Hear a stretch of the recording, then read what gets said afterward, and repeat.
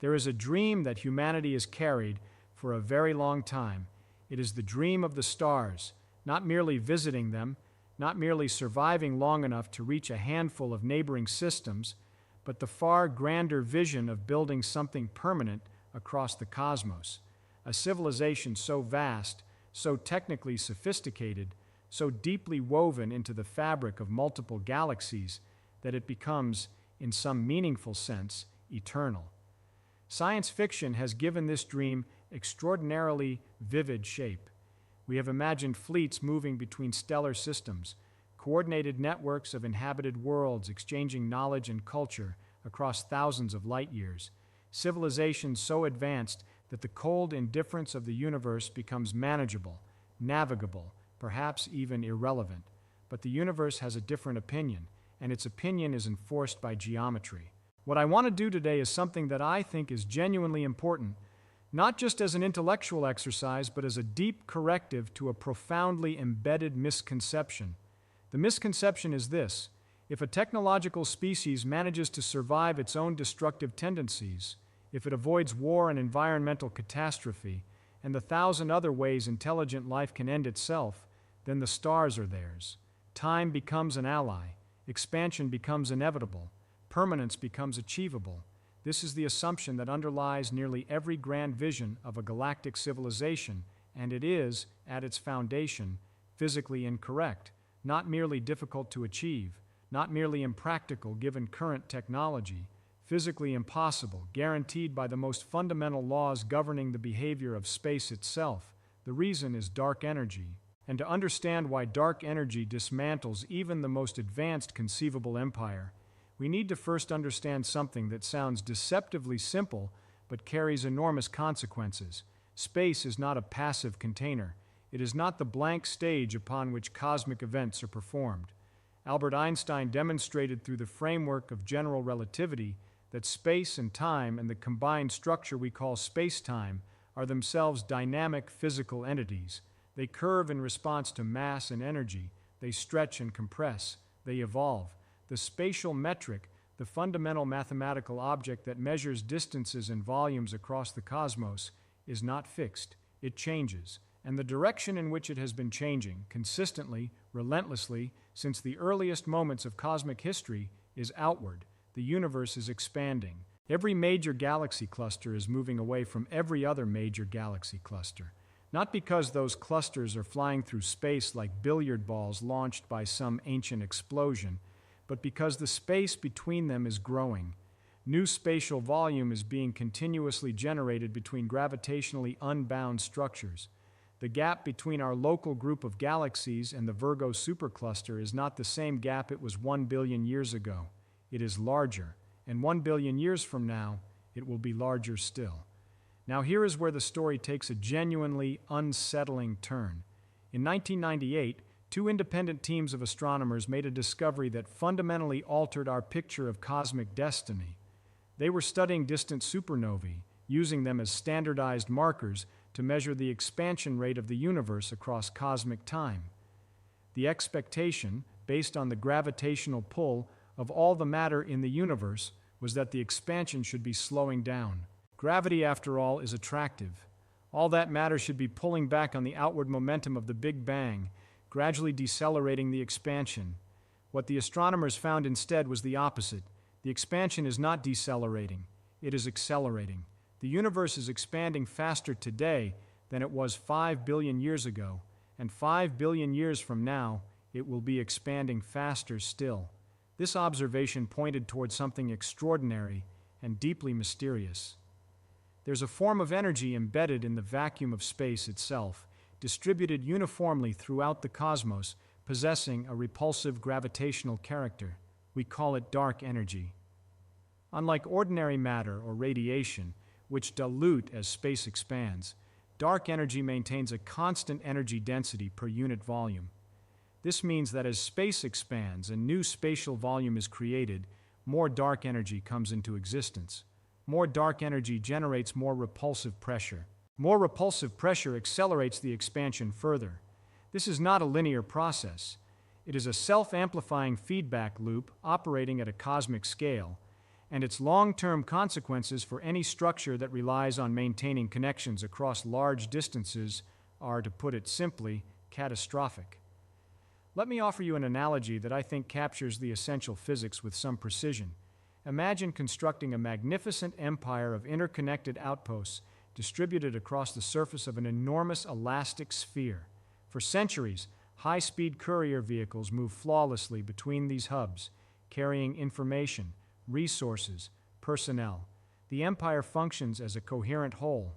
Central coordination is possible. Shared identity is maintained. The outposts, while geographically distributed, remain causally connected. Then, without warning, an invisible internal mechanism begins inflating the sphere.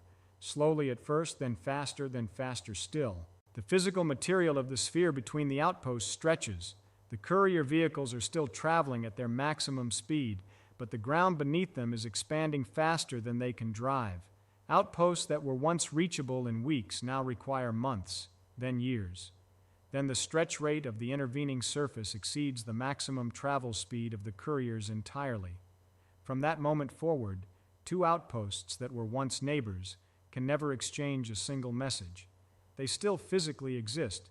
They have not been destroyed, but the empire that connected them has been geometrically severed. Dark energy is precisely that invisible inflation mechanism operating not on a rubber surface, but on the three-dimensional spatial metric of the observable universe. The critical number that governs all of this is the speed of light, 186,000 miles per second. This is not merely a practical constraint, a limit that sufficiently advanced technology might one day circumvent. It is a fundamental geometric property of spacetime. Information, energy, matter, any physical influence whatsoever cannot propagate faster than this value. This is not an engineering problem. It is a law written into the structure of reality at its most fundamental level. Now consider what accelerating expansion does to a civilization that depends on this speed limit. In the present epoch, the observable universe extends roughly 46 billion light-years in all directions from our position, but the distance at which space is currently receding from us at precisely the speed of light, the distance known as the Hubble radius, is approximately 14 billion light-years. Every galaxy or star system currently positioned beyond that radius is, at this moment, receding from us faster than light. We can still see many of those objects because the light they emitted long ago, when they were much closer to us, is still traveling through the space between us and has not yet reached us. But any signal we attempted to send toward them today would never arrive. The expanding space between us and them would carry those signals backward faster than they could propagate forward. And critically, this boundary is not fixed. As the expansion accelerates, the Hubble radius grows, drawing more and more of the observable universe into the category of causally disconnected. Over hundreds of billions of years, the boundary we call the cosmic event horizon will sweep inward relative to any local observer, stranding more and more cosmic real estate on the far side of causal contact. The galaxies we can currently see, numbering in the hundreds of billions, will one by one fade from view and from causal reach. They will not disappear because they have been destroyed. They will disappear because the space between us and them will have expanded so aggressively that no signal, no matter how energetic, no matter how persistently aimed, can ever cross the intervening distance.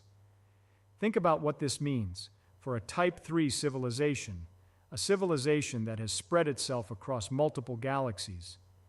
Such a civilization, as awe-inspiring as it is to contemplate, is fundamentally subject to the same geometric constraint. Its outermost colonies, positioned at large cosmological distances from its center of gravity, will begin to cross the event horizon of its home cluster. Communications sent toward those distant outposts will travel for billions of years and never arrive. Communications sent from those outposts toward the central civilization will be stretched, diluted, increasingly redshifted by the expanding space they traverse until they arrive so attenuated as to be indistinguishable from background noise. Eventually they will not arrive at all. This is causal severance. It is not a weapon. It is not a catastrophe in the traditional sense. There are no explosions, no invading forces, no sudden collapses. There is only silence, the gradual, mathematically inevitable accumulation of distance until connection becomes geometrically prohibited. The empire does not fall. The empire dissolves, outpost by outpost, colony by colony, severed not by conflict, but by the relentless, patient arithmetic of cosmic expansion. And the consequences do not stop at the edges of the empire. They continue inward. Over time scales measured in the hundreds of billions of years, even the relatively local structures we call galaxy clusters and galaxy groups will be affected. The Milky Way and the Andromeda Galaxy are currently on a collision course, and over the next 4 to 5 billion years, they will merge into a single large elliptical galaxy. This merged structure, bound together by its own gravity, will not be immediately torn apart by expansion. Gravity wins at small scales, but the broader local group, our collection of a few dozen galaxies, will itself eventually become isolated as the larger cosmological expansion carries away every galaxy cluster beyond our gravitational horizon. In 100 billion years, perhaps 200 billion, an astronomer living in what was once the Milky Way will look out into the night sky and see nothing. No distant galaxies, no faint smears of light representing billions of other stellar systems, just the stars of the local merged cluster, surrounded by an absolute featureless dark. The evidence that a broader cosmos even exists will have been swept beyond the horizon. If that astronomer attempts to construct a cosmology, they will have no data suggesting that anything exists beyond their island of matter.